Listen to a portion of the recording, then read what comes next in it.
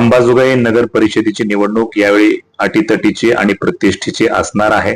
कारण या ठिकाणी तमाम कार्यकर्त्यांकडून युवा नेते अक्षय मुंदडा यांनी भारतीय जनता पक्षाकडून नगराध्यक्ष पदाची निवडणूक लढवावी अशी मागणी जोर धरत असल्याचं भाजपाचे शहराध्यक्ष संजय भैया गंभीरे यांनी सांगितलेलं आहे.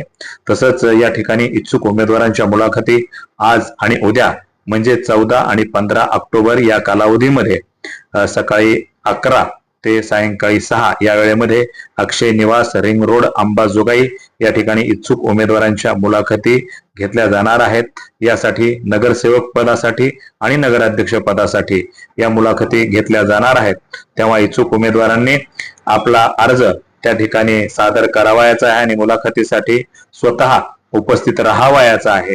भारतीय जनता पक्षाच्या वतीनं या ठिकाणी मोर्चे बांधणी केली असल्याचं आणि बूथ रचना झाली असल्याचं या ठिकाणी संजय गंभीरे यांनी वार्ता प्रतिनिधीशी बोलताना सांगितलेलं आहे. वार्ता न्यूज करिता परमेश्वर गित्ते, अंबाजोगाई, जिल्हा बीड. अंबाजोगाई नगर परिषद निवडणुकीच्या निमित्तानं भारतीय जनता पक्षाची काय म्हणते आहे?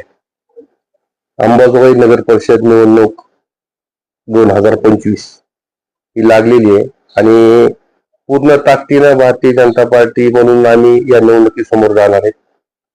आणि जे नगराध्यक्ष पद सर्वसाधारणसाठी सुटलेले आणि प्रभाग क्रमांक 1 ते 15 साठी जे इच्छुक आहेत त्यांचे आम्ही इच्छुकांचे उमेदवारी मागणी अर्ज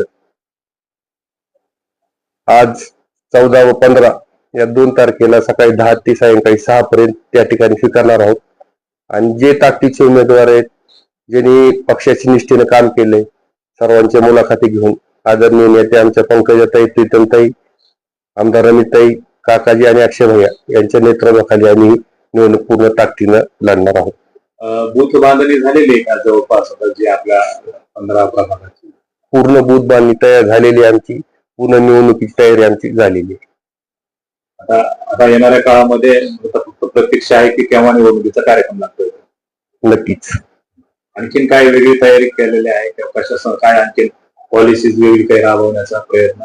जे आमदार नमिताईने विकासाची गंगा अंबाजोगाई शहरामध्ये आणली, जवळपास 500 कोटीची विकास कामं अंबाजोगाई शहरात झालेली, पाण्याची 200 कोटीची योजना आहे, प्रत्येक गल्ली बोळात रस्त्याची कामं झालेली, ओपन स्पेस विकसित केले. म्हणजे शहरामध्ये कुठलं काम त्यांनी शिल्लक ठेवलेलं नाही.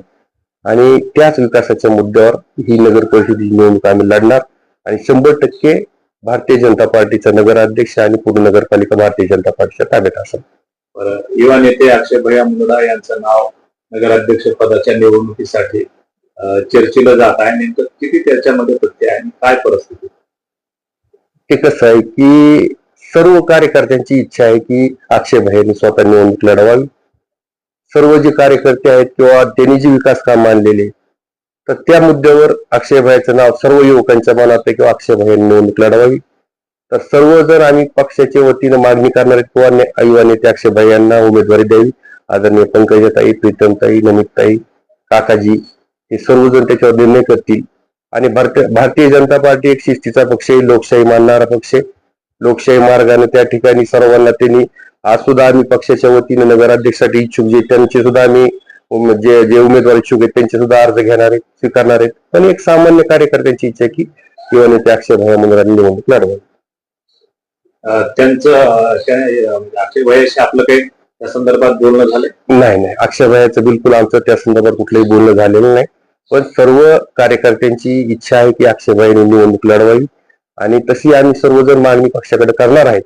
आणि वरिष्ठ जे आहेत समजा पंकजताई असतील, प्रीतमताई, नमितताई आणि काकाजी योग्य तो निर्णय त्याच्यावर घेतील, योग्य त्या उमेदवाराला संधी देतील.